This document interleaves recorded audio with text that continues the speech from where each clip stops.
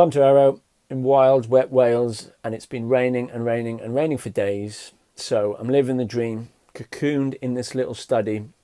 I feel like a castaway. I've been writing and getting most of my new hardback book done for you. It's on schedule. Hopefully January. I sent off 50,000 words yesterday to my editor. So first draft done, bulk of the book done. I'm happy. Now, by telling you that information, am I bragging? What about this picture, this painting on the wall behind me, which I didn't commission, I promise you. I didn't paint. It was a surprise gift from a very beautiful Ukrainian girl. Is that egotistical, hanging that up on your wall? Am I becoming a megalomaniac pickup artist? Am I becoming a dictator like Saddam Hussein? This is a problem for guys who are street hustlers, because we want to communicate information to the girl about where we've been, what we own, what we've done, what we've achieved, without sounding like a wanker, without coming across as a me guy talking about his car or his status, completely showing off, you know. It's so repulsive, isn't it, when people do that? And you see people getting this wrong all the time on social media, on Instagram or Facebook or Twitter, bragging in really bad ways. So today's topic is how to do that on the street and on a date using the technique called humble bragging, or the humble brag. It's something that you've got to perfect because, like I said, it's easy to get wrong. And old school original pickup artists used to get it wildly wrong when they came up with DHV stories that were engineered.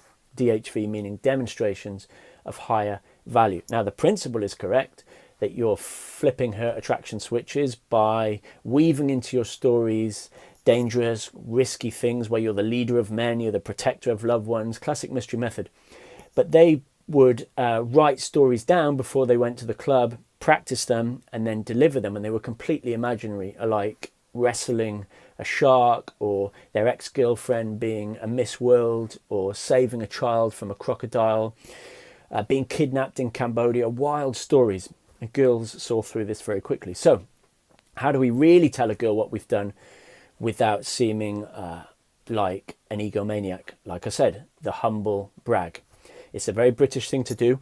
We're going to pepper a sentence with some information about us, but then we're going to wrap it in some self-deprecation. Be very careful with self-deprecation because you can come across as weak and apologetic. Let me give you an example. It's much easier. So during the vibing section of the London daygame model, we've got a topic. It's going backwards and forwards. She's told me some information. I'm going to tell her some information. I might say, you know what?